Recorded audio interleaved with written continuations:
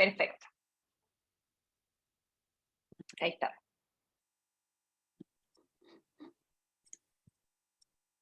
Poderes.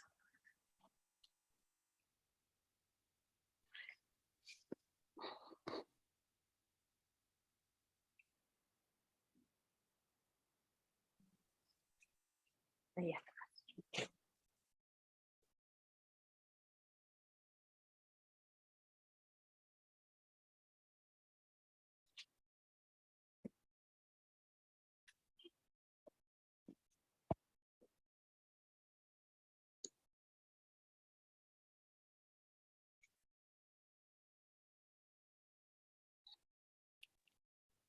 Partimos entonces, ya tenemos una cantidad importante, son 75, así es que yo creo que es un buen momento para partir. Rosario, no sé si tú quieres dar una primera eh, bienvenida como representante plenipotenciaria ahí del colegio.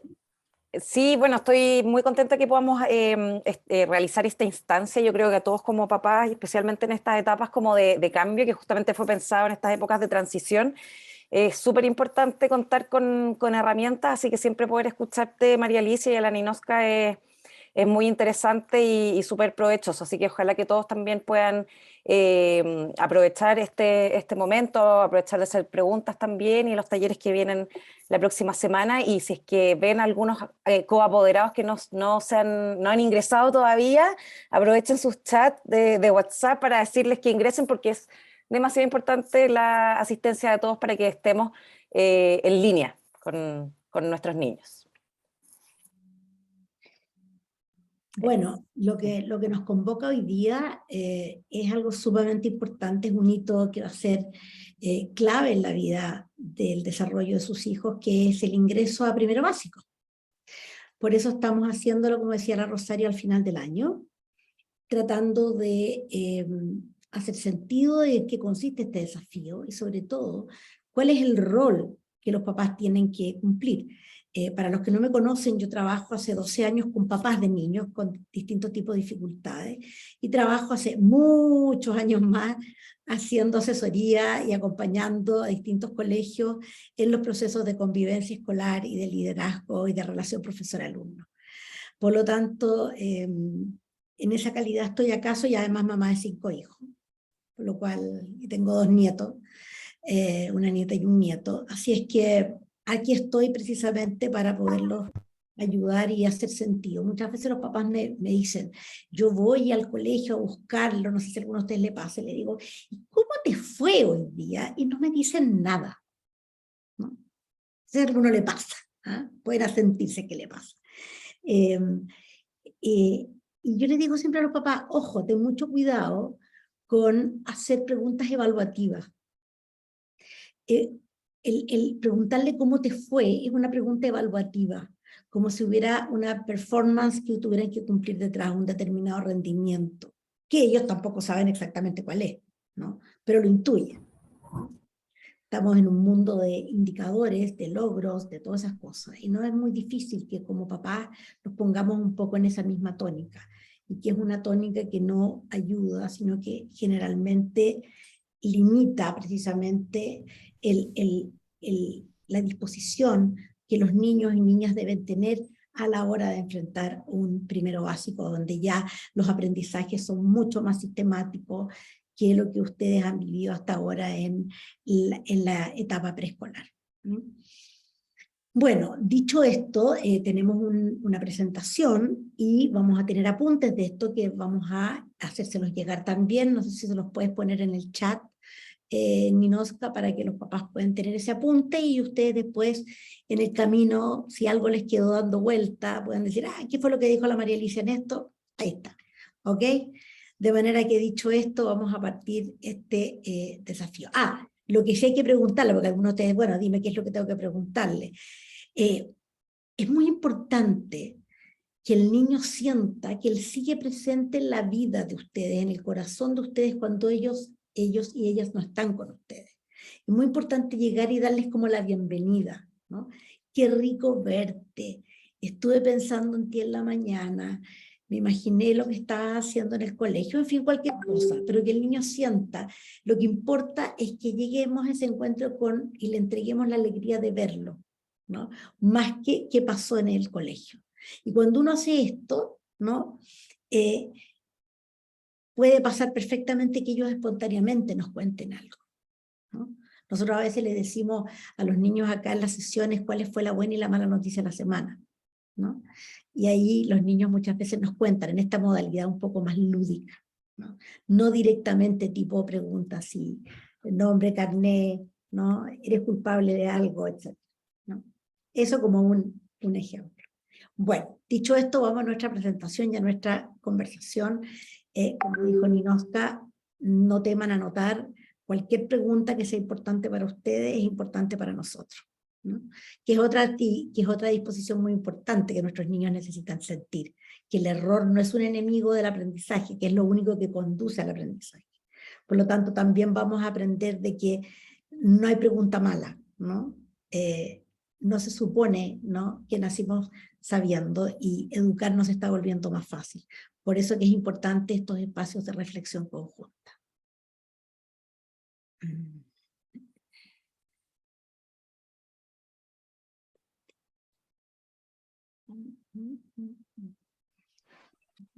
Aquí está. Se me había perdido el compartir pantalla, estamos súper bien. Ya. Bueno, entonces la idea es ver cuál es el rol facilitador de ustedes como padres y madres en el desarrollo integral y la integración escolar de sus niños y niñas, ¿no? Hay algunas cosas que si ustedes han estado en otras charlas nuestras nos vamos a repetir, pero que son como el desde. Así que un poco de paciencia, que ya vamos a ir a lo más específico. Pero siempre yo no dejo de plantear que el desde es el vínculo. Y no es el vínculo que ustedes tienen con el niño o con la niña, ¿no?, con su hijo o con su hija, sino el que su hijo o su hija tiene con ustedes. ¿Quiénes son ustedes para ellos? ¿Son evaluadores? ¿Son jueces? ¿Son inspectores? ¿Son personas que están de su lado siempre? ¿Quiénes son ustedes para esos niños y niñas? ¿Por qué es tan importante el vínculo? Porque como mamíferos que somos, sabemos, en nuestras especies han aprendido, que el vínculo es lo que nos ha mantenido vivos como especie. El ser capaz de colaborar juntos es tremendamente clave, ¿no? Y en el caso de los seres humanos, mucho más importante, porque es el cerebro, nuestro cerebro es inmensamente inmaduro al nacer, ¿no? Para alegría de ustedes, el cerebro, el área prefrontal, termina de madurar después de los 26 años. O sea, tenemos para rato de tener cerebros inmaduros alrededor nuestro con nuestros hijos e hijas, ¿no? Sin embargo, la cualidad que tiene particularmente el cerebro de nosotros, los seres humanos, es que hay una tremenda conexión desde el nacimiento entre el sistema nervioso de los adultos a cargo y de este niño o esta niña en desarrollo, ¿no? Y tenemos un rol súper importante, ¿no? Siempre hablamos de la autorregulación emocional, de los problemas de tolerancia y la frustración. Lo cierto es que los niños vienen con un sistema bastante inmaduro, que no siempre, en el cual no logran por mucho rato la autorregulación. Y no la van a lograr nunca si no transitan varias veces a través de sucesivas experiencias de corregulación, que es la parte que ustedes hacen. Cuando una guagua llora, automáticamente el adulto a cargo lo toma, la conforta, la calma. Eso es pasar desde la desregulación a la regulación. Son sucesivas experiencias de corregulación las que llevan finalmente a la regulación emocional. Por eso que es tan importante cuando ejercemos nuestros encuentros disciplinarios con nuestros niños y niñas, ¿no?, el poder mantener un tono emocional lo más tranquilo posible, porque tenemos que ayudarlos a ellos a regularse.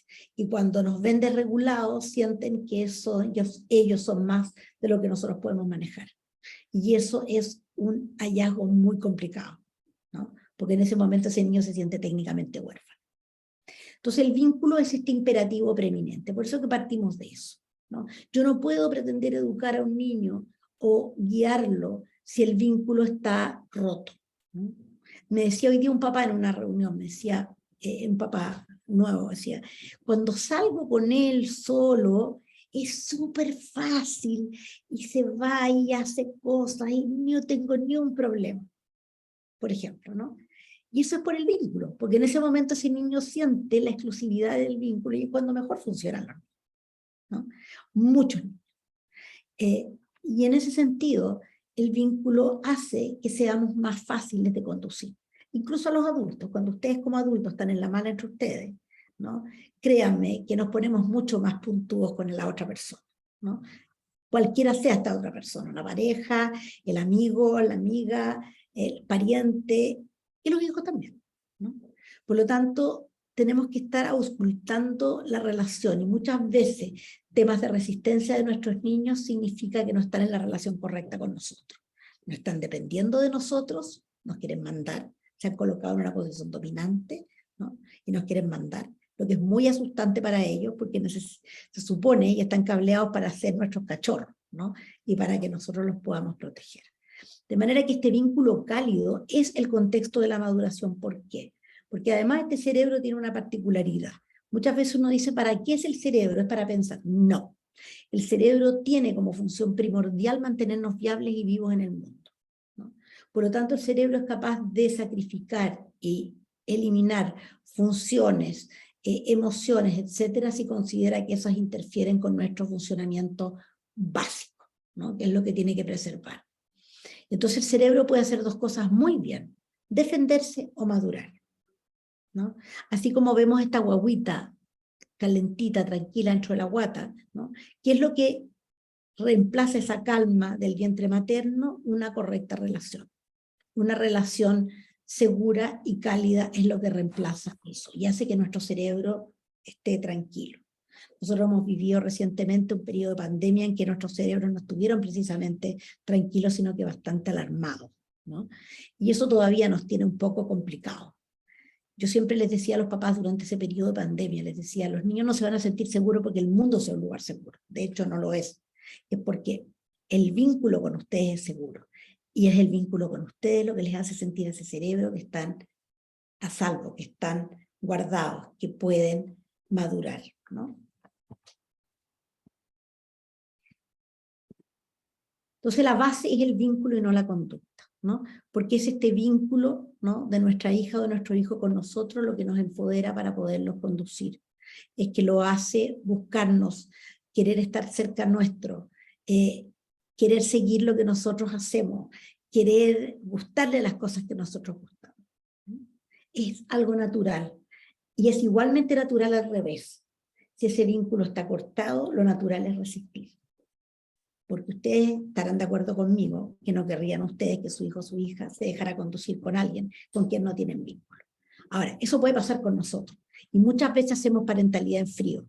Muchas veces llenamos a los niños de órdenes, ¿no?, de comando, sin preocuparnos primero, ¿no?, que estén conectados con nosotros.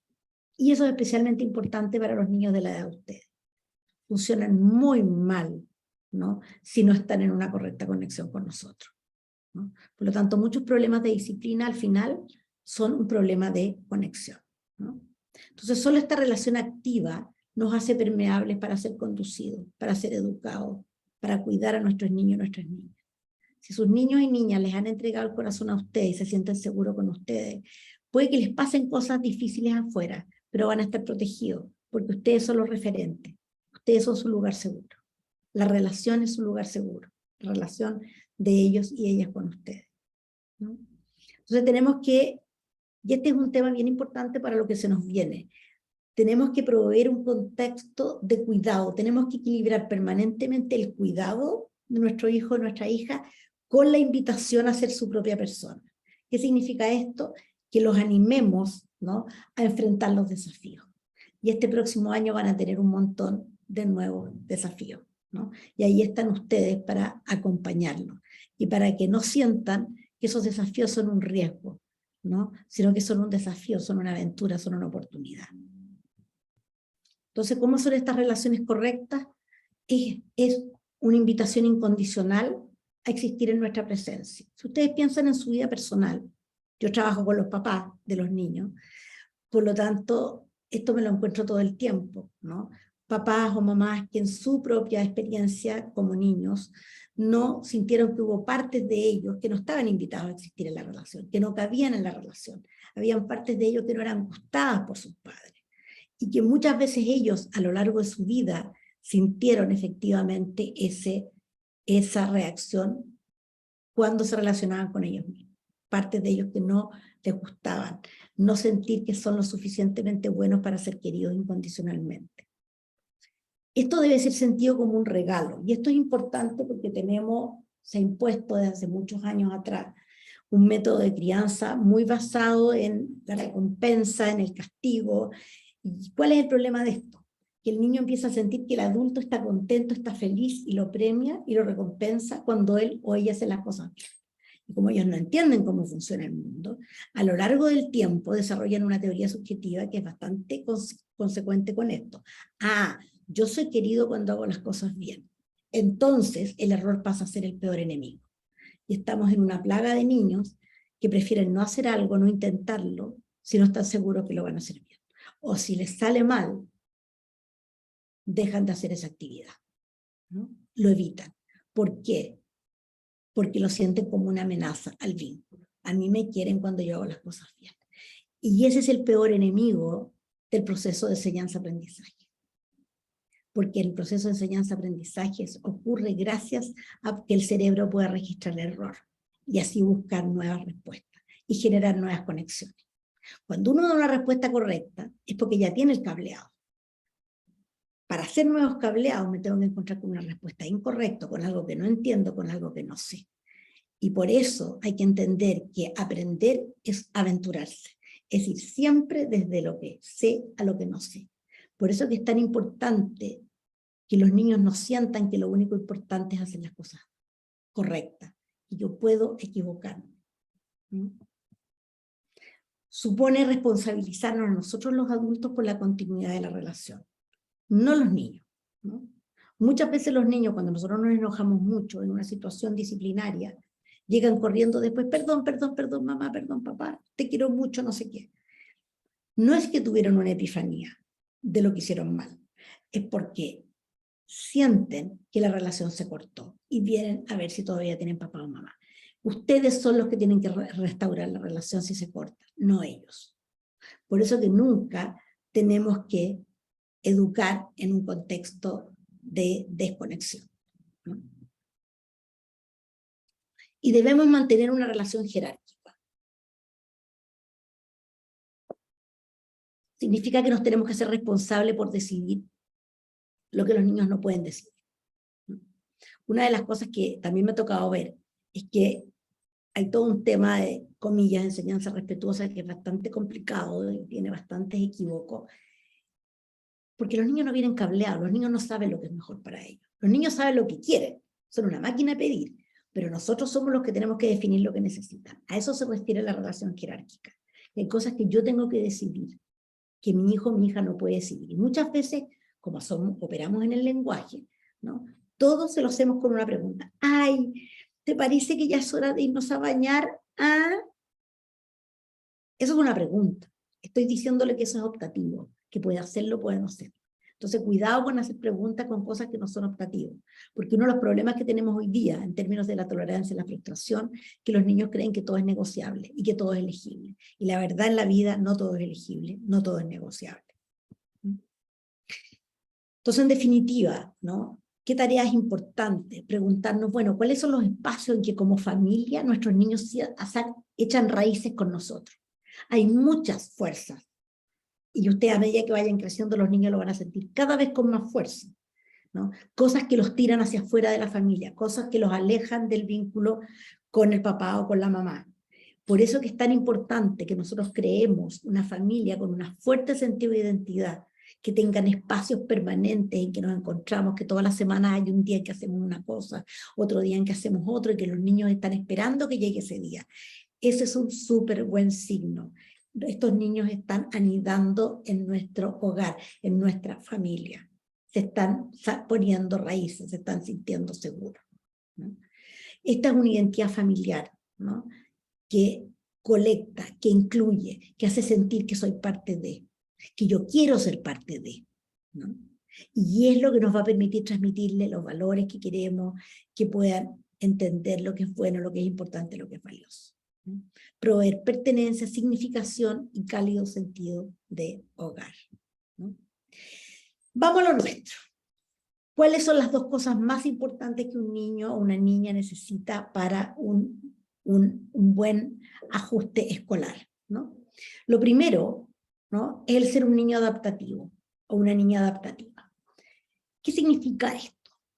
Si ustedes se fijan, ese es un pequeño laberinto, ¿no? Nosotros de aquí arriba tenemos una visión privilegiada y sabemos dónde hay una pared cerrada. Pero si ustedes estuvieran dentro del laberinto, se meten al laberinto, y si han estado en algún laberinto así, tú te topas con la pared cerrada. Ahora, si tu cerebro, imagínense lo siguiente, que el cerebro no registra que hay una pared cerrada, y vuelve una y otra vez a irse contra la misma pared. ¿Por qué? Porque no registró y no dejó ir lo que no funciona. Hay niños y niñas y adultos, perdón, que cometen una y otra vez los mismos errores. Por ahí dicen que los seres humanos somos los únicos animales que tropezamos 2 veces con la misma piedra, ¿no? Y como les explicaba antes, el cerebro genera nuevas conexiones con lo que no sabe, no con lo que sabe. Por eso que una de las cosas importantes que nos han mantenido como especie exitosa, ¿no?, es el poder dejar ir lo que no funciona, ¿no? El poder soltar lo que no funciona, y ahí recién el cerebro empieza a buscar mejores formas de funcionamiento, ¿no? Lo segundo es poderse sobreponer a los errores y aprender, ¿no? A nadie le gusta cometer errores, nos gusta que nos salgan las cosas bien al tiro, sí, pero el error es algo inevitable. Y desgraciadamente eso lo tienen que sentir los niños en el fondo de su corazón, que el error es parte del proceso de ser un ser humano, ¿no? El problema no es cometer el error, el problema es no poder registrar ese error, el no poder procesar ese error y que el cerebro genere nuevas y mejores respuestas. Más del 60% del aprendizaje escolar ocurre sobre la base de registrar errores. Pero si nuestros niños tienen miedo de equivocarse, se van a defender de esos errores. Y nosotros hemos tenido niños que están en tercero y en cuarto y no terminan de aprender a leer bien, porque decidieron que no pueden cometer errores. Y el cerebro, si no registra el error, no genera nuevas conexiones, ¿no? Y lo tercero también, que es parte de ser un niño o una niña adaptativa, es comprender y valorar que convivir con otros supone límites. O sea, yo puedo elegir a qué quiero jugar, pero mi elección de jugar se termina en el minuto que la familia tiene que comer junta, por ejemplo. Ese es un límite, ¿no? Y así pueden pensar en montones más. Pero es importante que los niños lo entiendan. Hoy día un papá me decía, pero dame las reglas. Entonces yo le decía, no, es que las reglas son muy aburridas, nadie sigue reglas, a nadie le entusiasman las reglas, ¿no? Aquí hay que comprender y valorar que el niño tenga ganas de ser parte de esa comida calentita de que está toda la familia junta. Es muy distinto decirle, vente a comer si no te voy a quitar el tablet, que decirle, ven a comer porque cuando tú no estás, somos menos familia, nos faltas tú. Y no es una buena comida si no estás tú. Y que sienta que cada uno de nosotros, parte de la familia, es importante en esa mesa, ¿no? Y que el comer es más que comer juntos, es estar juntos, ¿no? Y que eso nos va a hacer, ¿no?, esto de la visión compartida, una familia, ¿no?, donde nos vamos a sentir queridos, donde nos vamos a sentir seguros. Entonces, una cosa súper importante, y véanlo con sus hijos, trabájenlo con sus hijos, hagan del equivocarse algo lúdico, háganlo una aventura, denle un carácter épico. Los valientes se saben equivocar y aprenden cosas nuevas porque se dan cuenta que esa es una manera en que las cosas no funcionan. Es muy importante. Créanme que si hay algo con lo que nosotros en nuestra consulta nos topamos una y otra vez, es esta tremenda dificultad y este terror de los niños de cometer errores. Eviten comentarios como, hoy eres seco, eres el mejor, fantástico, porque le estamos diciendo, si no hacen las cosas bien, ya no eres tan fantástico, ¿no? Y el niño tiene que sentir que es igual de fantástico cuando se equivoca que cuando no se equivoca. Lo segundo es ser un niño, una niña emergente, ¿no? Uno de los signos importantes, ¿no?, es que es un niño que quiere hacer lo suyo, que tiene curiosidad, que tiene sus preguntas, que tiene un niño que es capaz de entretenerse solo, ¿no? Esa es la vitalidad, la curiosidad, ¿no? Es como esta cosa que uno ve en los niños chiquititos, como de 1 año, 2 años, se embetunan entero, pero a ti no te queda ni una duda de que ese niño quiere aprender a comer solo. Ese impulso es el que uno no puede entrenar. Esa es la vitalidad, esa tendencia natural del ser humano de que yo quiero ser mi propia persona. Yo quiero, ¿no?, hacer las cosas por mí mismo. Pero eso se puede truncar. También se puede truncar, ¿no? La vitalidad y la curiosidad y el deseo de aventurarse. No estar preocupado por el resultado, ¿no? La autoestima no tiene que ver, ¿no?, con este concepto light que tienes autoestima si las cosas las haces bien. No. La autoestima es la creciente conciencia de ser capaz de lidiar con lo que no funciona, lidiar con la adversidad y poder salir adelante. Tenemos muchos elementos hoy día que están atentando contra este sentido emergente, uno de los cuales es, debo decir, los jueguitos electrónicos, porque los jueguitos electrónicos son estimulación externa, ¿no? Y son muy potentes en términos de generar adicción, especialmente si los niños son muy pequeños, ¿no? No solamente los jueguitos electrónicos, los videojuegos, los YouTube, todas esas cosas van en detrimento muchas veces de la imaginación de los niños, porque es estimulación. El niño se acostumbra a recibir esa estimulación en lugar de aburrirse. Aburrirse está bien, ¿no?, porque el aburrimiento está hecho para ser llenado con este impulso, ¿no?, de crear algo de adentro hacia afuera. La electrónica está afuera para adentro, ¿no? Por eso que no es un juego real, porque el juego real no tiene consecuencias. Los jueguitos electrónicos tienen consecuencias, hay gente que gana, hay gente que pierde, ¿no? Entonces, bien, ¿cómo avanzamos hacia una disciplina vinculante, ¿no?, una disciplina que cuide el vínculo? En primer lugar, entender que la palabra disciplina viene de enseñanza, de educación, viene derivado también de la palabra discípulos, que es discípulo, ¿no? Tiene que ver con aprender. O sea, todas las palabras nos muestran que tiene la característica de imponer orden en la cabeza de estas criaturas, ¿no? El cerebro no viene cableado, los niños no vienen cableados, no entienden cómo funciona el mundo, ¿no? Hoy día le decía a una mamá, le decía, lo que pasa, le decía, es que en una familia en que cada uno vela por su metro cuadrado, no existe el concepto de reciprocidad, no existe el concepto de nosotros, no está puesto en la cabeza de los niños, no lo tienen. Y hoy día es muy fácil que en este mundo en que vivimos eso no ocurra, ¿no? Entonces, vamos a resignificar disciplina. Disciplina no es premiar o castigar. Disciplina es imponer orden en la vida, en la cabeza de nuestros niños, y en el corazón de nuestros niños y niñas. ¿Por qué? ¿No? Porque no tiene que ver con alarmar, no tiene que ver con quitar cosas que me importan, porque ahí yo estoy jugando con las emociones básicas. Significa que tengo que lograr que a mi hijo o a mi hija le importe estar sentado en la mesa, le importe dejar ordenados sus juguetes después de jugar, le importe al hermano más grande o a la hermana más grande ser amoroso o amorosa con la hermana más chica o el hermano más chico, ¿no? Eso es lo que necesitamos, que a los niños las cosas les importen, no que les duelan. Quitarles cosas que les importan, ¿no?, lo único que logra es finalmente que no les importe nada. Y eso es lo grave, ¿no? Por eso que tenemos que aprender a pensar fuera de la caja de los resultados y de las consecuencias. Entonces, lo primero es nunca educar en el contexto del incidente. Si pensamos muchas veces, ¿no?, justo son esos momentos en que se nos da por dar lecciones y explicar al niño lo correcto, lo incorrecto, lo que hace bien, lo que hace mal. Y el niño está súper defendido en ese momento. O la niña está súper defendida en ese momento porque saben, y los conocen a ustedes desde que nacieron, saben que efectivamente ustedes van a estar molestos o que lo que él hizo o ella hizo es algo inadecuado. Eso genera vergüenza, a veces genera temor. Por lo tanto, no es el contexto para educar, porque el cerebro en esa situación genera defensa. Y cuando el cerebro está defendido, no le entra nada. Por eso que necesitamos en los incidentes aprender a hacer control de daño. Ojalá tener protocolo, ¿no? Yo de repente le digo a los papás, porque la típica pregunta es ¿qué hace cuando los hermanos pelean? Cuando los hermanos pelean, pierden el derecho de estar juntos. Usted para allá, usted para acá el resto de la tarde. Porque ellos tienen que valorar lo que importa estar juntos, ¿no? Eso es generar mejor protocolos, ¿no?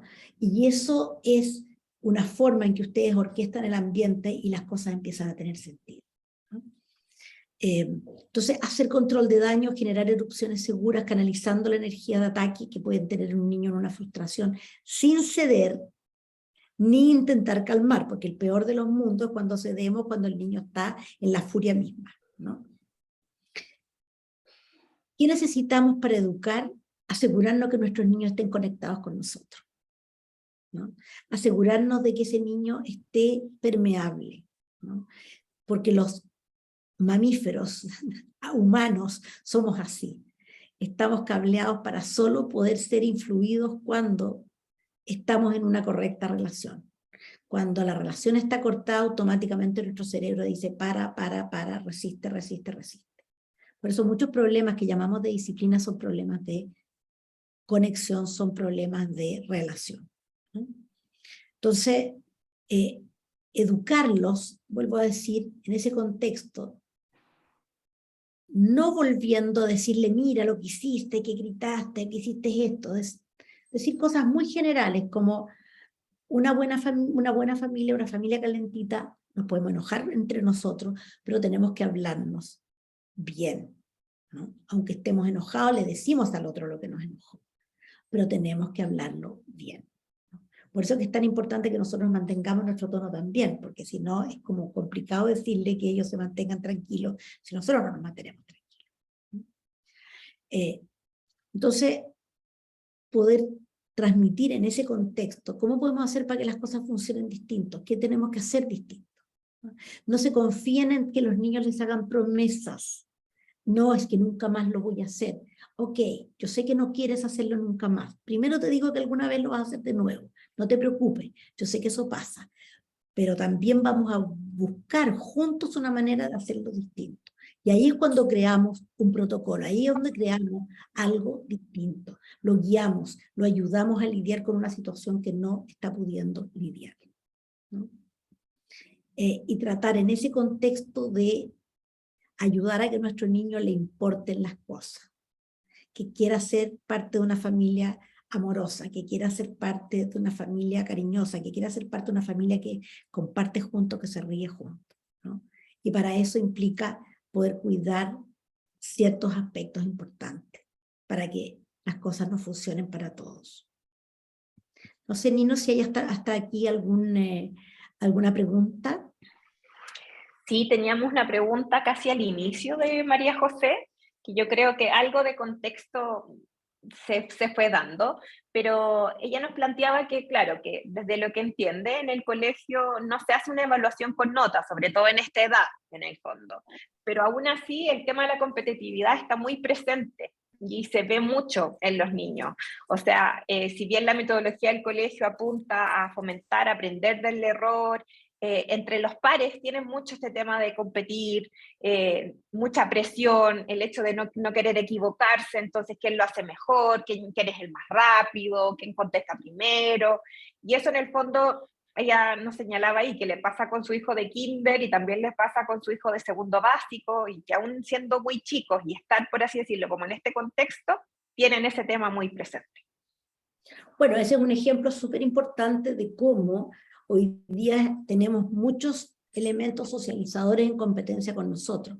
Ahora, la pregunta es, ¿desde dónde se mira al niño? ¿Desde los ojos de los compañeros o de los ojos del papá y la mamá? Eso es lo que nos tenemos que preguntar. Porque desgraciadamente, hoy día también papás y mamás le estamos dando tanta importancia, que tenga amiguitos, sí, que te inviten, te invitan. Creemos que la socialización es con los pares. No, los pares no socializan, ¿no? Pueden al revés de socializar. La socialización la hacemos los adultos, ¿no? Los adultos les enseñamos a nuestros niños de cómo se vive, cómo se convive con otras personas. Y la familia es el mejor lugar para eso. y sin querer queriendo le hemos dado tanta importancia a los pares. Les preguntamos, a veces llegan a la casa y no alcanzan ni a entrar o a subirse al auto, y les preguntamos, ¿y con quién jugaste en el recreo? ¿Y quién te vas a invitar a alguien este viernes? O etcétera, etcétera, etcétera. Y hemos ido creando en los niños una tendencia, ¿no?, que se llama orientación hacia los pares, que no implica que los niños no tengan amiguitos. Los niños lo pasan estupendo con sus amiguitos y amiguitas. Eso no es el problema es cuando esos niños y niñas pasan a ser el elemento valorativo más importante para nuestro hijo o nuestra hija. Ahí nos tenemos que preocupar. Es la hora de recoger cañuelas, hacer familia y lograr que ese niño se mire en los ojos nuestros, no en los ojos de los pares, ¿no? Porque a todos nos pasa. Las opiniones que nos pesan son las personas que nos importan. Y necesitamos que papá y mamá importen más que los pares. Vuelvo a decir, no es que no tengan amigos, no es que no tengan amigas, no es que no se junten con niñitos o niñitas. Tiene que ver con otra cosa, tiene que ver dónde ellos sienten, ¿no?, que es la mirada que importa, la de los pares o lo de los padres. Eso. Ya, y justamente en eso que tú decías, como hacer familia, es que surge esta otra pregunta, ¿qué es lo que pasa con la identidad familiar en familias en donde los padres están separados y ambas familias han sido reensambladas? O sea, ambos papás con familias nuevas, con diferentes tradiciones, mundos, etcétera. ¿Cómo luchar o cómo generar en el fondo esta identidad familiar de todas maneras? Bueno, yo siempre le digo a los papás que estén separados o juntos. Hay una parte que hay que trabajar con mucha generosidad, que es la coparentalidad. Yo creo que más allá de las tradiciones de cada uno, y que es súper legítimo, de hecho muchas veces les digo a los papás, de alguna manera cada uno de ustedes va a ir generando, porque he acompañado a muchos papás en procesos de separación, de alguna manera cada uno de ustedes va a ir generando una cultura particular. Eso está bien, eso no tiene ningún problema. El problema es que entren en la inconsistencia o en la competencia entre los dos, entre papá y mamá. Por lo tanto, en ese sentido, yo les diría que eso no es tan importante. Lo importante es que si ustedes comparten, que no me cabe duda, que muy fácilmente van a compartir con bastante claridad, ¿no? Van a compartir ustedes qué tipo de ser humano quieren formar, ¿no? Sin duda, eso les va a permitir a ustedes coordinarse y ejercer la coparentalidad. No importa que hayan estilos distintos. Lo que importa es que no haya inconsistencia, ¿no?, en ese sentido. Y eso los obliga a papá y a mamá a cumplir una promesa básica, a seguir siendo el papá y la mamá, estén viviendo juntos o no estén viviendo juntos. Y eso es clave. Se requiere un montón de generosidad, es verdad, pero es realmente clave para que los niños los vean del mismo lado. Porque si no, los niños empiezan a jugar para un lado y para otro. Y eso es muy malo para ellos. Ahí tenemos un papá con una mamá, Sí. una mano levantada, urgente, vamos a contestar el Oye, teléfono. no, me pareció súper buena la pregunta de Ninoska, ¿cierto? Pero también no aplica a los papás y mamás que se separaron, que formaron sus otras familias, pero también o sea, aplica a todo. Sí, los que están Cuando el juntos. papá dentro de la familia tiene un estilo distinto a la mamá, también aplica. En mi caso, los niños se comportan súper distintos cuando están con el papá y con la mamá. Y ahí creo que sí hay que establecer como una área común. Obviamente no vamos a estar de acuerdo siempre, pero también son súper distintos cuando están con uno y con otro. Eso es complicado porque el riesgo es que empiecen a aprender a jugar como al camaleón, que no es muy bueno para la identidad personal. Creo que eso exige de parte de ustedes como, yo creo que es una voz de alerta, y todavía están con niños relativamente pequeños seguramente, y exige que ustedes hagan un trabajo juntos. Yo siempre les digo a los papás, mira, más allá de las diferencias de estilo, ¿no?, acabo de hablar con unos papás que todos estaban conmigo, más allá de las diferencias de estilo, ustedes comparten los valores del tipo de persona que ustedes quieren formar, ¿no? Como dice un filósofo, uno no puede educar para la libertad con los métodos de la esclavitud. Entonces tenemos que tener una alineación de medios afines en términos de qué tipo de ser humano queremos formar y cómo lo hacemos, ¿no? Y en ese sentido no hay que preocuparse, ¿no?, porque esto muchas veces puede divertir hasta en ciertos conflictos entre papá y mamá, digamos, ¿no? hay que hacer ese esfuerzo, hay que hacer el esfuerzo de poder ejercer esa coparentalidad, ¿no? Estén juntos o estén separados, como yo siempre les digo a los papás, es importante trabajarlo. Yo siempre digo que un papá y una mamá tengan una unicidad de criterio, de estilo para la crianza, es un aborto de la naturaleza, no existe. ¿Ya?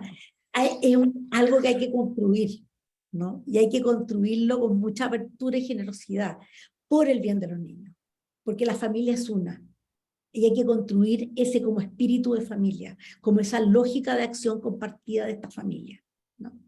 Y eso es importante construirlo, ¿no? Eso.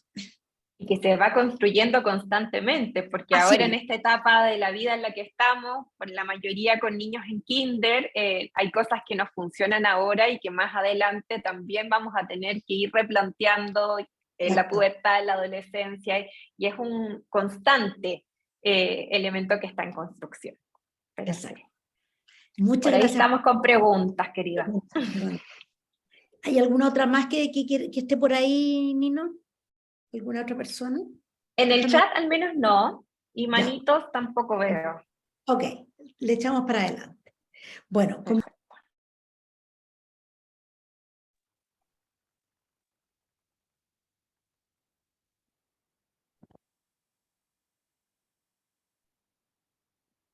No te escuchamos, al menos yo no te escucho.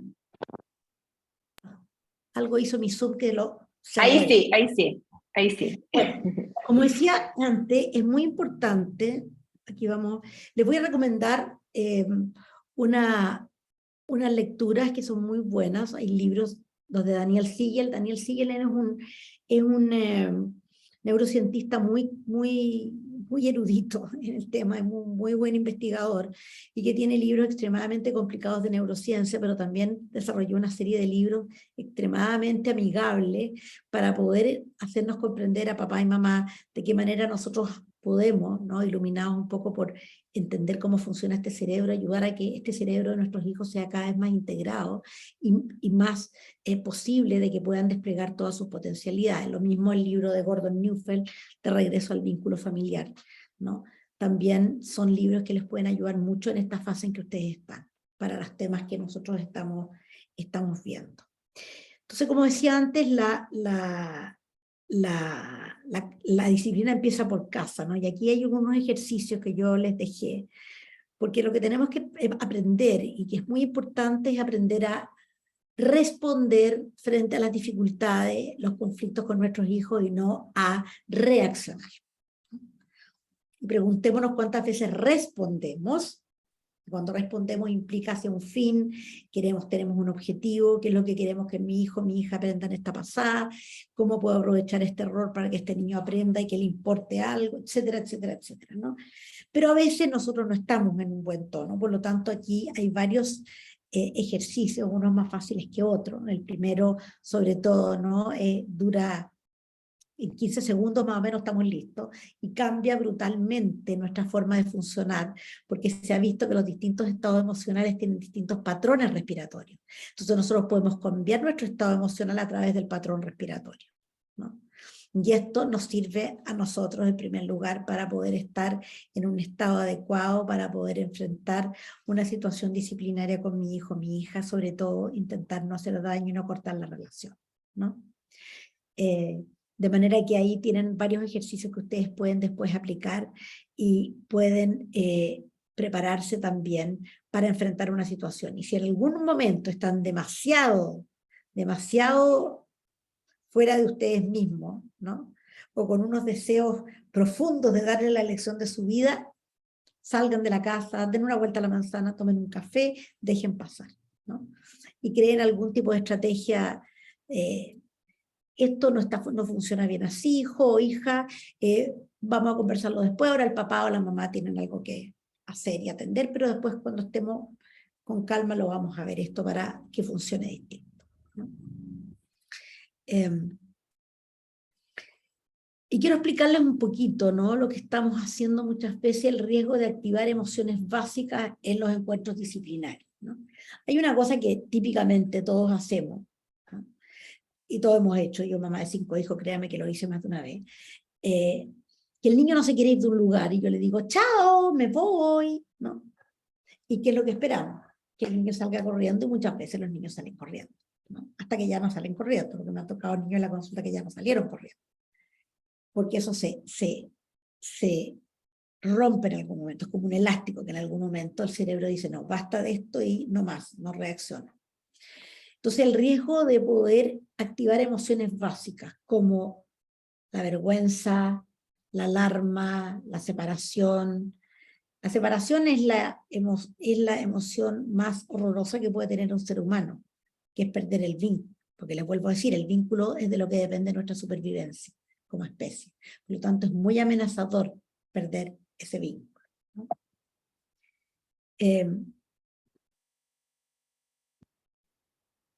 Por lo tanto, tenemos que tener cuidado con usar la frustración del vínculo, como con decir, no, así yo no puedo estar contigo, no quiero hablarte, no quiero tenerte en mi presencia.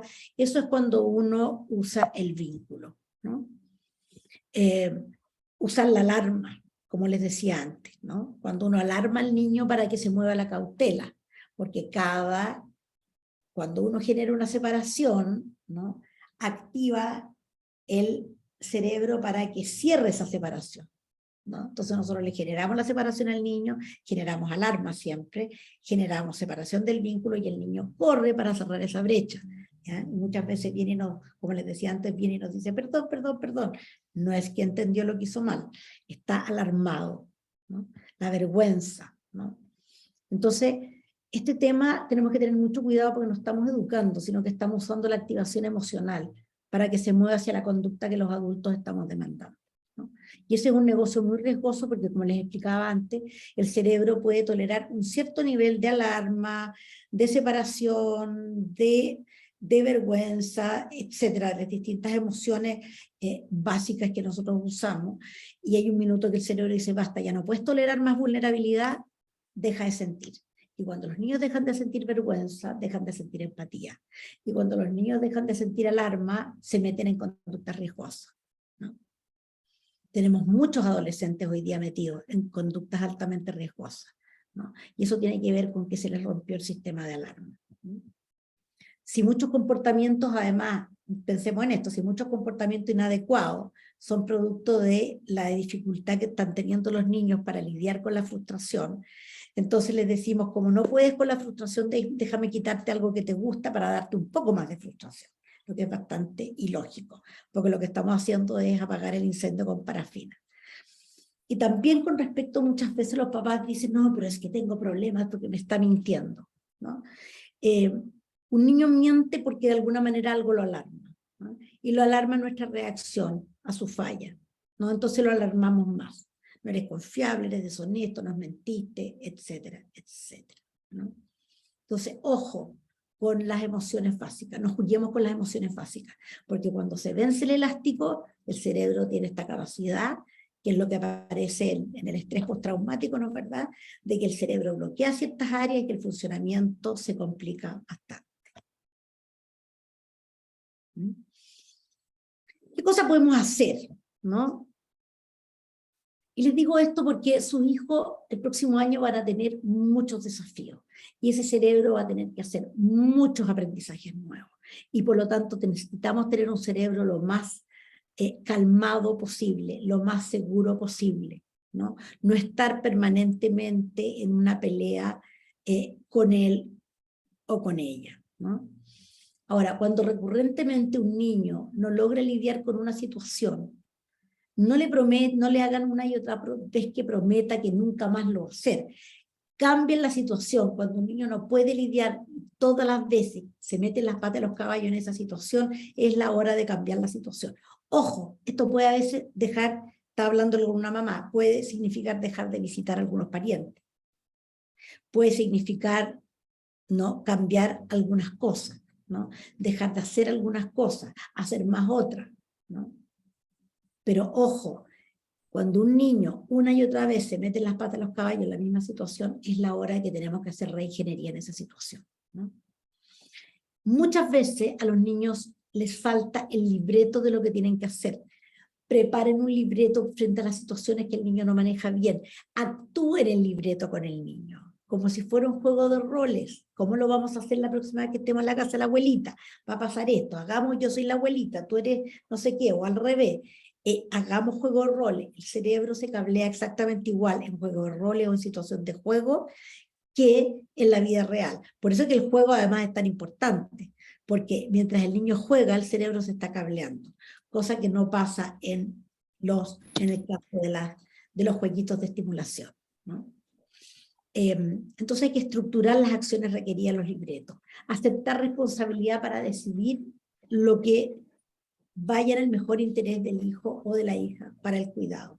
Horas de sueño, horas de juego electrónico, horas de juego verdadero, todo lo que nos corresponda decidir, no seamos tímidos y decidámoslo por el bien de ellos. ¿Se pueden a veces enojar con nosotros? Sí. Y nosotros ahí tenemos que aceptar que se enojen con nosotros, porque si nos enojamos con el enojo de ellos, o nos frustramos con la frustración de ellos, están fritos, no tienen de dónde agarrarse. Entonces ahí es donde nosotros decimos, sí, mi amor, entonces se va a enojar con la mamá, se va a enojar con el papá, habla en tercera persona, porque lo queremos poner a él o a ella en hijo o en hija. Se va a enojar con el papá, se va a enojar con la mamá, estas son cosas que pasan. No, no lo tienes. Estas son cosas que pasan, ¿no? Y siempre tratar a sus hijos y a sus hijas como si quisieran ser buenos por ustedes. Nunca cuando los corrijan proyecten en ellos malas intenciones. Claro, lo que pasa es que tú siempre eres agresivo o eres agresiva, tú siempre dices estas cosas o nunca quieres hacer esto y eres flojo. Nunca pongan intenciones en una corrección. Siempre hablar de las faltas de manera genérica, ¿no? No funciona una familia si no nos hablamos bien. Esta no es la manera como solucionamos las cosas. Así no funciona. Hablemos de las faltas de manera genérica, no de manera personal. No las personalicemos, porque si no les estamos mandando mensaje de que esto es lo que tú eres. Y el mensaje que ustedes mandan de quién son ellos es muy poderoso. Por lo tanto, cuidado con eso, ¿no? Ante las fallas, siempre separar desempeño, ¿no? Y el comportamiento de relación. O sea, la relación tiene que ir por un carril, el desempeño o el comportamiento por otro, ¿no? Hoy día los niños lo tienen junto. Para los niños es un combo. Lo que logran y la relación es un combo para ellos.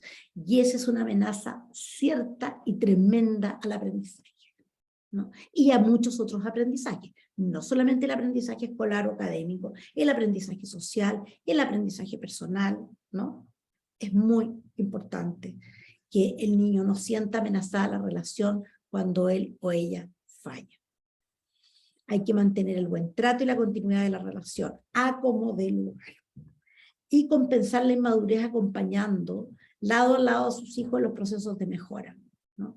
Ellos los tienen que sentir no como un juez que está evaluando ahí con el dedito acusador, ¿no? De que si hizo algo bueno o algo malo, sino que alguien que viene y les dice, sí, yo sé que esta vez no funcionó bien, esta no es la manera como hacemos las cosas, déjame ayudarte a hacerlo distinto. O sea, yo estoy de su lado. El niño o la niña tienen que sentir quiénes son ustedes para ellos en el momento que fallan. ¿Son sus jueces? ¿O son el papá y la mamá que los van a ayudar a crecer? ¿No? Y eso es tremendamente clave, ¿no? En la vida de sus hijos y de sus hijas, ¿no? Que sientan que ustedes están de su lado en las buenas y en las malas. Es la única manera de que no los vamos a tener esclavos de hacer cosas para ser queridos. Y esa es la real autoestima. El sentir que tu valer no depende de tus equivocaciones, ¿no? Por supuesto, si tú haces algo con mala intención, sí afecta a tu valer, ¿no? Pero no estamos hablando de eso. Estamos hablando que ningún niño quiere andar metiéndose en las patas a los caballos por gusto, ¿no? Entonces, poder estructurar y ayudarlo en sus procesos de mejora, ¿no? Orquestando los contextos para ir compensando su inmadurez, ¿no? Para poder ayudarlos a crecer, porque ellos son naturalmente inmaduros. Ahora, hay niños más o menos maduros dentro de la inmadurez esperada para esta edad. ¿Alguna duda o pregunta hasta ahora antes de entrar en la relación casa-colegio? Sí, tenemos una duda de Cindy con respecto a qué es lo que pasa cuando tenemos que separarnos. Y separarnos en el fondo, entiéndase, por algún tiempo determinado. nos comenta que pasa en la casa con sus hijos, que a veces ella viaja, y le ha pasado que al regreso los nota a los niños poco cariñosos o con cierto resentimiento. Como que sienten que los abandonó, aunque los llama todos los días. Entonces, ahí la pregunta es, ¿qué puede hacer para abordar esta situación? Para que ellos no lo tomen así cuando tiene que ausentarse algunos días, que son cosas típicas de repente del trabajo o elementos inevitables en el fondo. Bueno, primero la reacción de tus hijos es súper común en los niños más pequeños. Es como que ellos, cuando el cerebro no puede tolerar tanta separación, lo que hace el cerebro para poder lidiar con esa situación es desconectarse de la relación. Por eso cuando tú vuelves están como más distantes, porque el cerebro los desconectó para poder lidiar con la situación.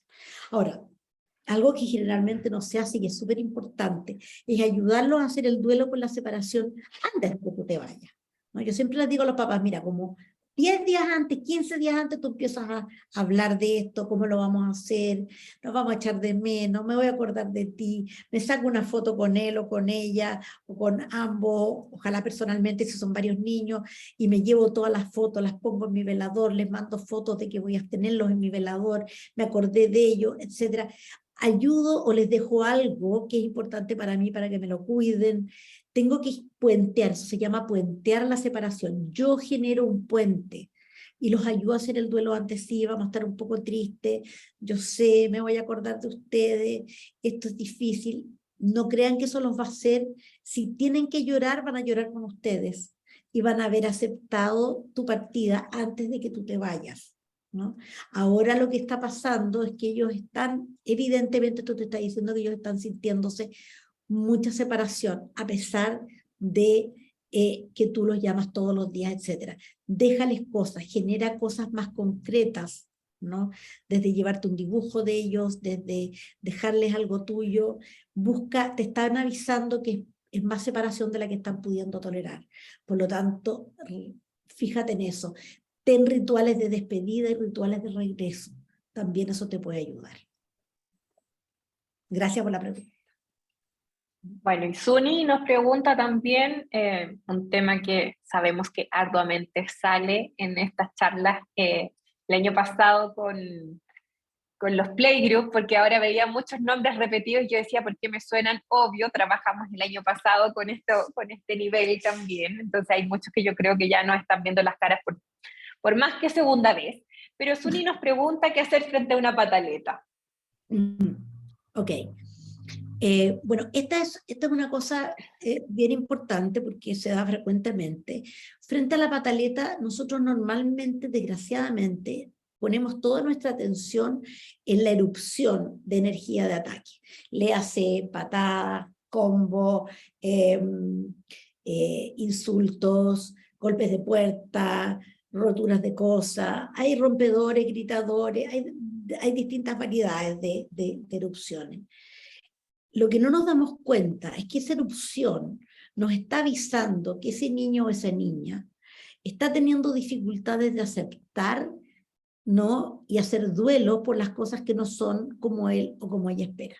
Que justamente este mecanismo que es clave para la evolución, que es el aceptar que algo no funciona, que es el aceptar que cometiste un error, que es el aceptar que algo no te salió bien, que es aceptar que las cosas no van a ser a tu pinta ni cuando tú quieres, que la vida no es un menú a la carta, en definitiva, ¿no? Y que el problema está ahí, está al nivel de yo no poder hacer el duelo por lo que no funciona. Entonces lo que tendemos a hacer es que fijamos toda nuestra atención en la comilla, la falta, el maltrato, lo que hizo ahí, ¿no? Que no significa que no tengamos que decirlo.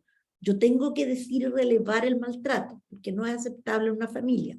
Es decir, esta no es la manera como nos tratamos en la familia. Esto lo vamos a ver después. O sea, no lo victimizo a él o a ella diciéndole eres lo peor o no sé qué. Porque cuando un niño se victimiza deja de sentirse responsable. Tengo que lograr que se sienta correctamente culpable por lo que hizo. Y la mejor manera es decirle, esta no es la manera como nos tratamos en la familia. Así la familia no funciona. Lo vamos a ver después, ¿no? Y focalizarnos en la frustración. Sí, hijo, yo sé, o sí, hija, yo sé que tú estás frustrada porque esto no fue como tú querías, etcétera, etcétera, estás muy frustrada y eso te va a seguir pasando, lo siento mucho, no hay nada que puedas hacer para que eso cambie, etcétera, y poder que ese niño, esa niña haga el duelo, ¿no? Para que su cerebro pueda avanzar y aceptar que eso no va a ser a su pinta, ¿no? El problema es que nos focalizamos exclusivamente en la erupción, ¿no? Ahora, ¿qué hacemos con las erupciones? Cuando estén tranquilos, porque muchas veces los niños después de esas erupciones les baja todo el sentimiento de culpa, ¿no?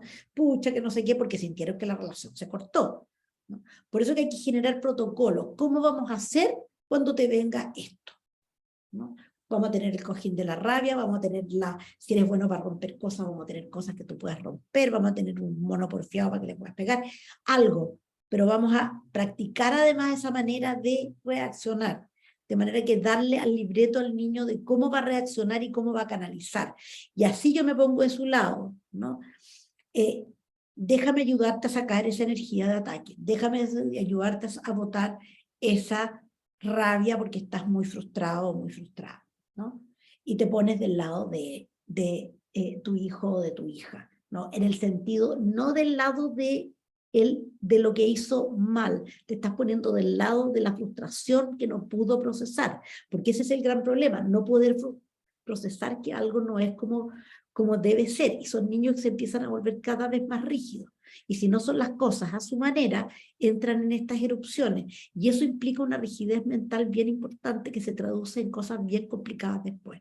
Entonces, una de las cosas importantes es eso, y lo otro, que muchas veces hablan, anticipemos al niño, no anticipemos solamente lo que va a pasar, anticipémosle su reacción.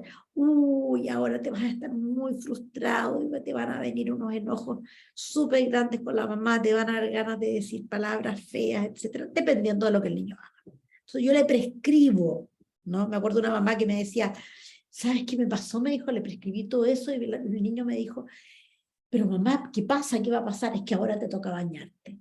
Ah, ya, dijo el niño, partió, ¿no? Porque cuando todavía no he entrado en la tormenta emocional, yo tengo posibilidades de que ese niño pueda autorregularse con mucho mayor facilidad que cuando ya entró. Por eso que no solamente tengo que predecir lo que viene, sino que predecir la reacción. Y eso por dos motivos. Primero, porque le estoy diciendo yo puedo con eso. Y si lo hace, entre comillas, me está obedeciendo de alguna manera, porque yo se lo prescribo, ¿no? De manera que esa es una manera, ahí hay varias maneras de lidiar, ¿no? Y armar un protocolo de cómo vamos a lidiar con esa energía de ataque. Porque pelear contra eso es muy difícil. Y en el momento es muy difícil si no tenemos algún tipo de protocolo acordado de antes, en que yo me pongo del lado del niño que necesita botar esa energía. Pero para botarla sin costo, sin daño. Hay que hacer control de daño en esa situación. No tratar de educar, claramente. ¿Algo más, Nino?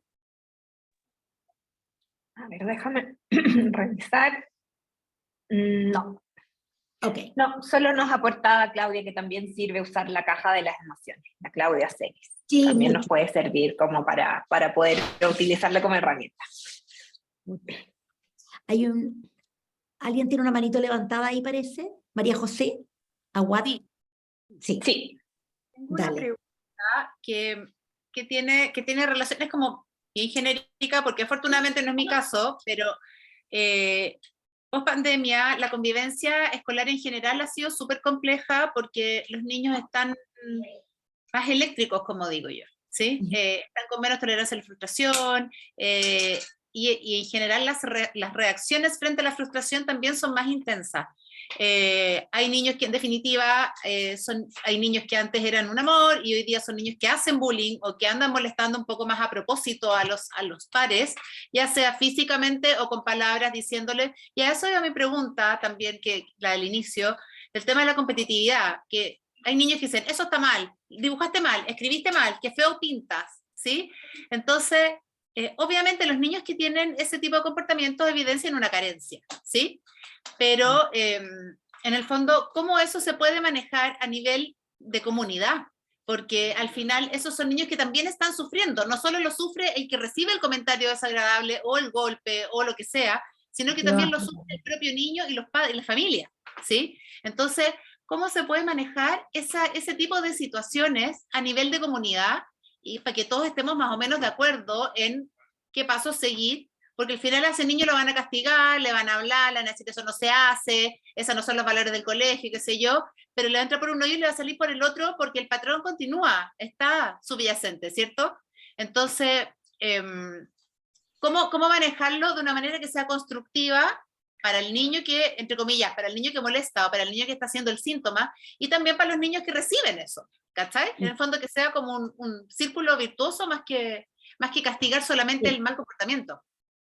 Sí, mira, en ese sentido el Colegio de Analaster, y yo participé hace un rato largo ya en eso, pero ha seguido, tiene un programa de desarrollo personal súper importante. El tema es que todo esto se vio interrumpido por la pandemia, y la idea es generar en los cursos un sentido de nosotros, un sentido de comunidad de curso, porque hoy día el nosotros está súper ausente, ¿no? Y el que los niños hayan vuelto tan así también habla de que muchas veces en las casas, incluso porque no había otra alternativa, papás, mamás trabajando online, niños yendo por su cuenta, se formaban de repente incluso entre los mismos hermanos una verdadera situación de maltrato entre los mismos hermanos. Los grandes no ayudaban a los chicos, los trataban mal, los papás estaban ocupados. O sea, yo vi mucha cosa complicada, porque nos quedamos sin redes sociales, porque estábamos solos a nuestra suerte, buena o mala suerte. Entonces pasaron muchas cosas, sin contar con que el cerebro de los niños se ve fuertemente influido por el tono emocional del cerebro de la familia, y hubo mucha alarma en ese periodo. Por lo tanto, hay muchos factores, muy difícil decir una sola cosa, ¿no? Pero sin duda es un trabajo que hay que hacer a nivel de tipo comunitario, un trabajo de tipo preventivo. Yo siempre digo que en mi tiempo, que hace mucho tiempo, en el colegio existía este concepto de ser buen compañero. Y ser buen compañero era un acto como una cosa de honor. Y uno no era solamente buen compañero o buena compañera con el que te caía bien, con el que ibas de vacaciones o con el que salía. Toda persona era tu compañero y tú tenías un sentido de responsabilidad. Yo creo que ese sentido de corresponsabilidad humana en vivir en comunidad lo hemos ido perdiendo los adultos y lo han ido perdiendo también los niños, ¿no? Y yo creo que eso es un llamado súper importante, y me pone muy, muy en el tono de lo que quiero compartir también con ustedes, porque ahora se viene un tema nuevo, ¿no? Que es esta relación ya casa-colegio, familia-colegio, que se viene para adelante, ¿no? Que también implica formar comunidad entre los papás, formar comunidad entre los niños. Es un trabajo indispensable que hay que cambiarlo, porque es un círculo, tal como tú dices, un círculo vicioso que es como un germen que se reproduce, y es de terror. Es muy de terror. Y los adultos somos los que tenemos que comandar y generar un cambio en eso. Por eso yo también planteo que en cada casa es muy importante que exista este clima de corresponsabilidad y de cuidado compartido en cada una de las familias.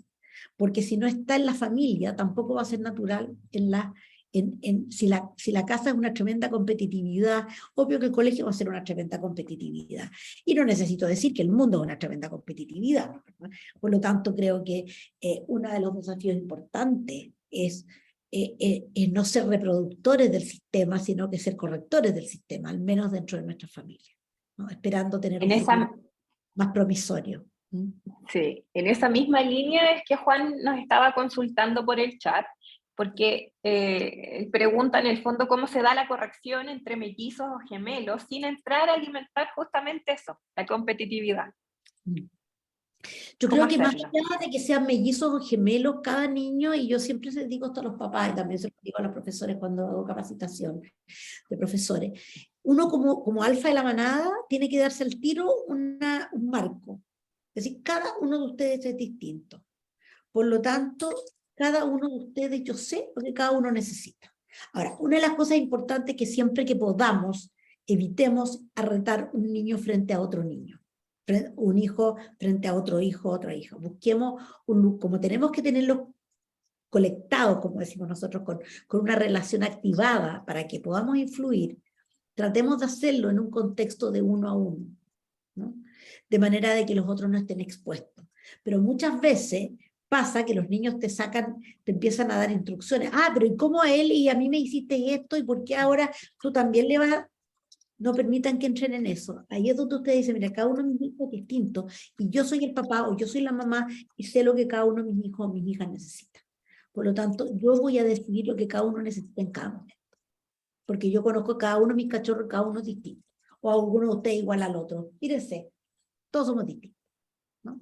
Entonces hay que darse ese paraguas de que yo decido en función de las necesidades de cada uno, porque efectivamente es así. Y todos sabemos, los que tenemos varios hijos, que lo que te resulta con uno no te resulta con otro.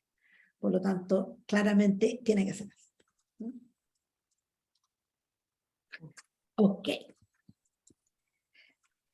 Bueno, la relación casa-colegio. Uno de los problemas que tenemos, como les decía, es que los adultos, y creo que este país hace gala de esto, hemos dejado de confiar los seres humanos los unos en los otros. Estamos llenos de noticias alarmantes, que todo el rato nos están lavando el cerebro para decirnos el mundo es un lugar inseguro, cuídate, ármate hasta los dientes, defiéndete de los demás, el mundo no está ahí para cuidarte, sino que para defenderte. Bueno, ese es un clima altamente tóxico, ¿no? Especialmente porque los niños necesitan sentir que todos los adultos que los cuidan están del mismo lado colaborando. Como decía, como hablábamos antes con el tema del papá y mamá con desacuerdo. ¿Se va a dar solo? No. Tenemos que construir esa colaboración. Tenemos que construir, porque les aseguro que todos compartimos más o menos los mismos valores del tipo de seres humanos que queremos que se formen, ¿no? Por lo tanto, uno de los problemas que tienen los niños, especialmente los más chiquititos, cuando los adultos se polarizan o entran en discrepancias importantes, los niños sienten que no pueden estar de los dos lados al mismo tiempo. Y esto pasa en papás separados, en papás juntos, en familia, colegio. Yo siempre cuento esta anécdota, que en una oportunidad además fue muy, comillas, divertido, porque yo justamente, esto fue un viernes en la tarde y el sábado en la mañana tenía que ir a una charla de la relación familia-colegio en un colegio, ¿no? Y me toca, estaba en la peluquería así calándome un poco, y escucho un papá hablar 15 minutos con un niñito como de 7 años, mal de la profesora del niñito. Y yo pensaba para mis adentro, chuta, este niño el lunes va a tener un tremendo problema, porque ya no puede ser leal con la profesora sin ser desleal con el papá, porque los vio polos distintos. Gordon Neufeld, precisamente el autor que les estaba hablando antes, que escribió este libro de Regreso al vínculo familiar, habla de la aldea de vínculo, ¿no? De que los niños, la idea, digamos, es que fueran criados en una aldea de vínculo. Yo siempre lo comparo con la gente, a lo mejor algunos de ustedes están en esa situación, que creció en un lugar relativamente chico, ¿no? Y en un lugar chico es como una aldea de vínculo, ¿no? Tú sales, tu mamá sabe que estás en la calle, pero sabe que si está la vecina te va a mirar, vas al almacén y te encuentras con tu profesora, vas al otro lado, te encuentras con el doctor o la doctora, y así sucesivamente, ¿no? Y es una aldea de vínculos, y los niños debieran crecer en una aldea de vínculos. El problema es que los adultos ya estamos fallando en tener esa aldea de vínculos, estamos fallando en la capacidad de poder lidiar entre nosotros y respetarnos en las diferencias, y poder construir desde las diferencias, no conflictuarnos desde las diferencias, ¿no? Por lo tanto, una de las cosas que ustedes deben cuidar, desacuerdos con el colegio van a tener, desacuerdos entre apoderados van a tener, pero por favor, ventílenlos entre adultos. Los niños no deben ser parte de eso, ¿no? Necesitan, como decía, estar contenidos en esta aldea de vínculos, ¿no? Y pasa, o sea, a mí me han llamado de colegio, no es este colegio, me han llamado de colegio porque papás se han agarrado a los combos afuera en la calle, ¿no? Entonces, ¿de qué estamos hablando? ¿No? O sea, tenemos que aprender a resolver nuestras diferencias desde la buena voluntad. Yo siempre digo, mira, no hay ningún problema en tener desacuerdo. El problema es cuando convertimos los desacuerdos y empezamos a atribuir malas intenciones mutuamente. Ahí estamos mal.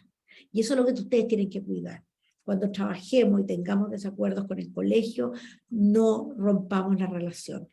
Discutamos las diferencias de contenidos que tengamos. No echemos a perder la relación, ¿no? que por lo demás es una patología de la comunicación. Como dice este proverbio africano, para criar un niño se necesita la tribu entera. Bueno, esto es bien importante, el usar vínculos existentes para crear nuevos vínculos. Esto es muy importante, por ejemplo, cuando cambia una nana, cuando cambia una profesora, cuando cambia, cuando cambia alguien, ¿no?, nuevo que va a entrar en la vida de ese niño de alguna manera, una nueva profesora, un elemento de apoyo, una terapeuta, un terapeuta, lo que sea. Asegúrense siempre de que ustedes introducen a ese niño con esa persona, ¿no? Y que el niño los vea, que ustedes y esa persona se llevan regios, se sonríen, y el niño se va a sentir seguro, va a sentir que esa persona también es parte de esta aldea de vínculos, ¿no? Y darles algo, especialmente a los que estén más nerviosos en los primeros días de clase, darles algo de lo que se puedan agarrar, algo para que sientan que siguen conectados de ustedes aunque estén en el colegio, porque ahora van a tener jornada más larga. Por lo tanto, ayúdenlo a sentir que la conexión perdura a pesar de que la jornada es más larga, ¿no? Mándenle, no sé, un dibujito en lunch, si es que llevan lunch o la colación, algo donde ustedes se hagan presentes y le hagan sentir que ustedes están ahí con ellos en este cambio, que es uno de los cambios importantes que los niños van a tener, ¿no? Y quedarse a comer en el colegio y estar hasta tarde, ¿no? Y en ese sentido, ¿no?, resignificar lo que son nuestros niños. Los niños son frágiles, no son frágiles, ¿no? Son vulnerables, porque todos los seres humanos somos vulnerables, pero no son frágiles. Cuando nosotros los tratamos de sofocar y que nada les pase, que no se frustren, que nadie los mire mal, los niños van a tener frustraciones en el patio de juego y está bien. Lo importante es que puedan llegar a su casa y puedan tener a alguien con quien transitar esas frustraciones y de ahí se genere la capacidad de recuperación. No hay nada más importante que le podamos dejar a nuestros hijos que la capacidad de recuperación. Esa es la resiliencia. Como dice el Centro de Desarrollo del Niño de la Universidad de Harvard, la resiliencia es la creciente creencia del cerebro de que es capaz de sobreponerse a la adversidad. Y ustedes hoy día son las personas que los van a acompañar a transitar la adversidad, chiquitita, mediana o grande. No subestimen que para ellos puede ser, o para ellas puede ser muy importante lo que les está pasando, aunque ustedes saben que después cuando uno crece lo ve como una nimiedad, pero para ellos no es una nimiedad, ¿no? Entonces ayudarlos a transitar la adversidad es lo que los va a hacer fuertes. Hay luz al otro lado del túnel. Sí, no siempre van a querer jugar contigo. Sí, a veces se van a burlar de ti porque no metiste un gol bueno. Una vez mete goles, pero tú no vas a dejar. ¿Tú quieres dejarte jugar para que no? ¿O te gusta jugar? Sí, sí me gusta jugar. Ya vamos que se puede, ¿no? Eso es nuestra tarea. No es evitarles la adversidad, es ayudarlos a transitarla para que en el futuro, cuando ustedes ya no estén presentes en sus vidas, ¿no?, puedan estar ustedes presentes a través de esa experiencia, de saber que pueden sobreponerse a la adversidad y pueden generar nuevos aprendizajes y nuevos recursos a partir de lo que no funciona. Muchas gracias. No sé si hay algún par de preguntillas, nos quedan unos minutillos antes de las 1:30. Acá tenemos... Sí, pone Claudia, dentro de los condominios existen niños que son muy buenos para molestar a otros, haciendo bullying a otros. Es recomendable acompañarlo y corregir o suprimir que se junte directamente. En ese caso yo creo que es mejor suprimir que se junten directamente, de frente. O sea, yo puedo ayudarlo a sobreponerse al niño, pero también yo tengo que fijarme, porque a veces en los condominios nos ha tocado verlo nosotros en la consulta. Sí. A veces los condominios se forman un pequeños como señor de las moscas, un más grande, que efectivamente con los cuales el enano no necesariamente se las va a poder, ¿no? Y que es muy fregado. Si tú ves que tu niño o tu niña en ese momento no está pudiendo lidiar con eso, o sea, igual lo tienes que ayudar a transitar y hacer la pérdida, decirle sí, hay personas que no tratan mal a otros, que necesitan para sentirse bien tratar mal a otros, y eso no está bien. Y ayudarlos a transitar la adversidad, confortarlos, no es decirle no tengas pena, sino que abrazarlos, apapacharlos y volverlos a su situación de calma. Eso es ayudarlos a transitar la adversidad. ¿no? No darle soluciones tampoco, pero sí, ojo, uno tiene que decir, esta cuestión le está quedando como poncho a mi hijo, a mi hija, no más. Y ojo, a veces ellos quieren ir, y ahí es donde uno le dice, mira mi amor, yo te voy a cuidar, y esto no está bien, no está funcionando bien, y no es bueno para ti. ¿Alguna otra pregunta, Nino, por ahí? No, a ver, aquí sí, nos aparece una. Sí. ¿Alguien quería hacer la viva voz? No, ya. Bueno, Hola, acá, disculpa. ¿sí? Sí. Síganos. Hola. Oye, Dale. Sí.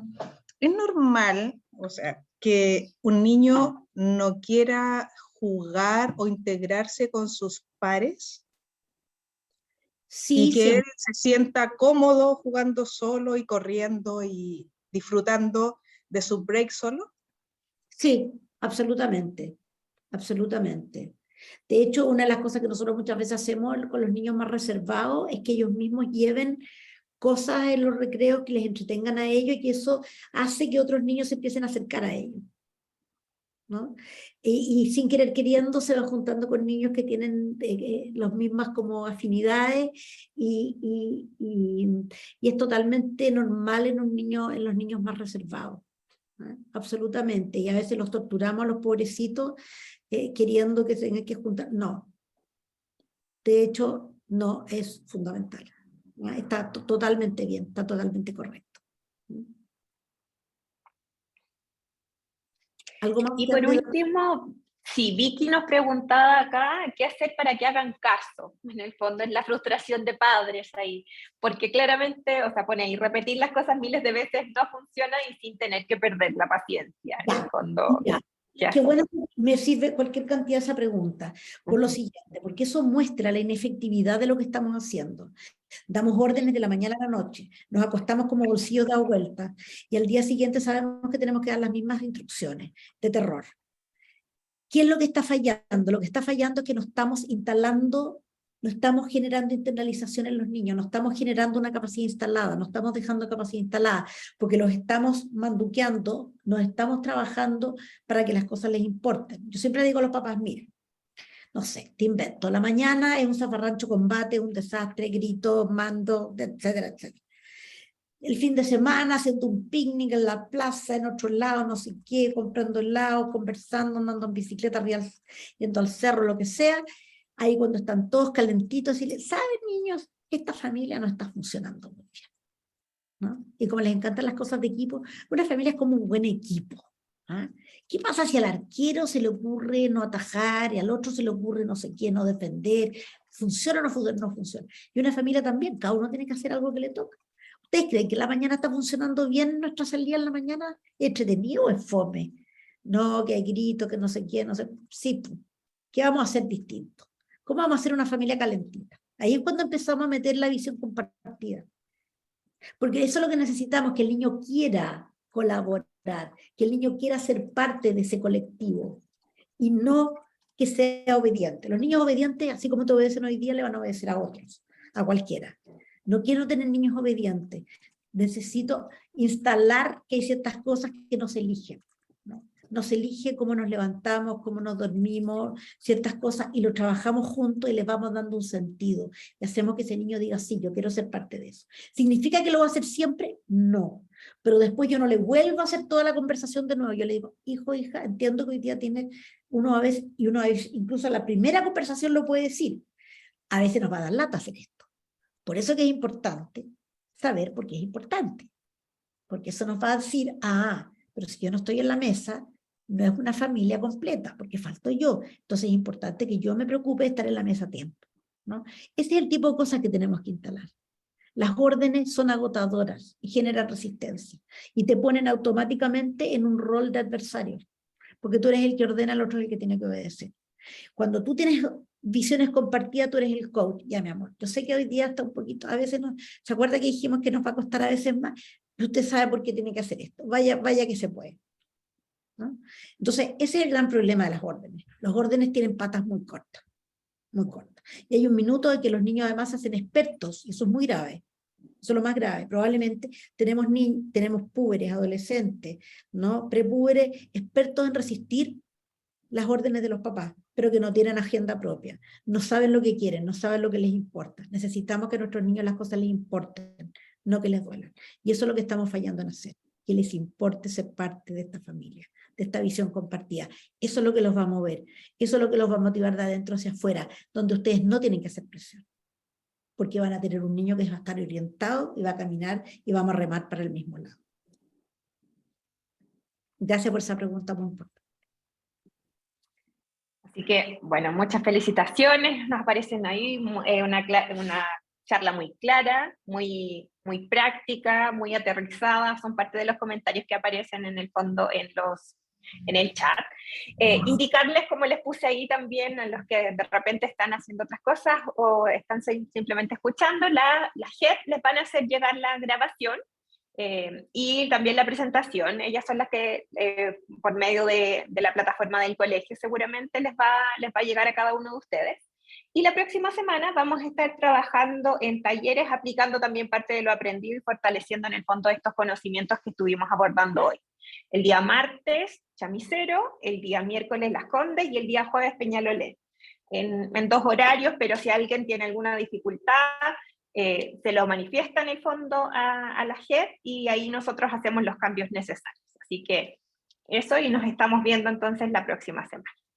Muchas gracias. Gracias a cada uno, cada una, y les deseo mucho éxito. Yo siempre digo que ustedes son mi público favorito porque están partiendo y pueden hacer cosas tremendas con sus familias y con sus hijos. Así que un abrazo a cada uno y cada una. Que estén muy bien.